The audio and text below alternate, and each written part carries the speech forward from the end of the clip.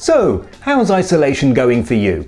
I'm recording this about a week after Bavaria introduced its mini curfew, which technically speaking isn't really a curfew, and now I'm sitting at home having difficulty remembering what day of the week it is. Oh, and in the EU, the clocks just went forward. Didn't even notice that. Of course, this is a great opportunity for me to use my time more productively. Here's a list of things that I could be doing right now. And here's a list of things that I've done so far. I really ought to be making loads and loads of videos because I now have the time and you probably now have the time to watch them. Easy, right? Yeah, well, here's how it's been going for me so far.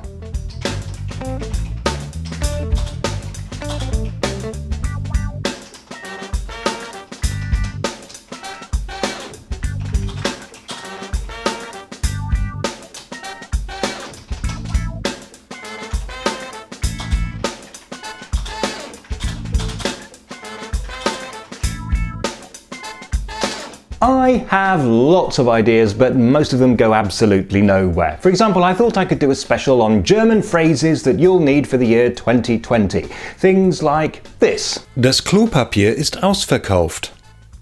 Das Klopapier ist ausverkauft. Seemed like a great idea, but it is surprisingly difficult to keep that joke going for a full 4-minute video, or even for a 2-minute video. Even with this script, I'm a third of the way down the page right now, and already I'm struggling. And it is a struggle. How are you supposed to get any kind of inspiration when all of your conversations with friends go like this? So what have you been up to?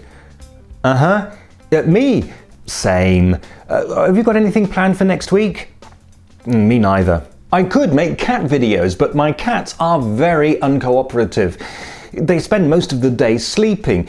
They have no sense of responsibility, no understanding that the sanity of so many people now depends on them doing cute things whenever I point a camera in their direction. I do have lots of ideas, but most of them involve a lot of work. So I look at the mountain of work standing between me and millions of views and I think, Instead, I spend a lot of time trying to make sense of the news, which is really difficult. It's bad enough that the experts aren't entirely sure what's going on, but you have the rest of the garbage to wade through as well. All those journalists, bloggers and conspiracy theorists telling us that they know more than the experts do.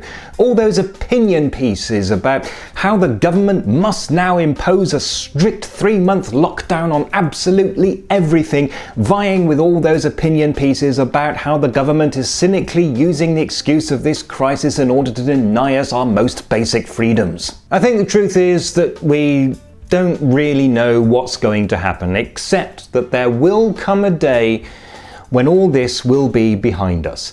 And then, if we're sensible, we can look at which strategies worked and which didn't and use that information to plan for future pandemics. At the moment, Germany seems to be handling the crisis reasonably well, but there's no knowing how long that's going to last. If you're in Germany, follow government advice, keep social distance, don't panic buy, and keep calm.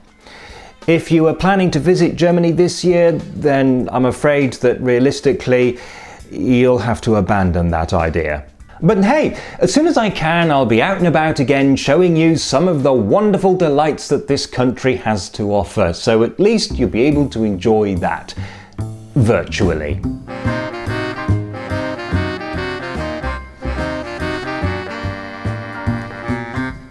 So yeah, that recording went surprisingly well. There aren't enough interesting outtakes to show you. So what can I say? Stay safe. Wash your hands.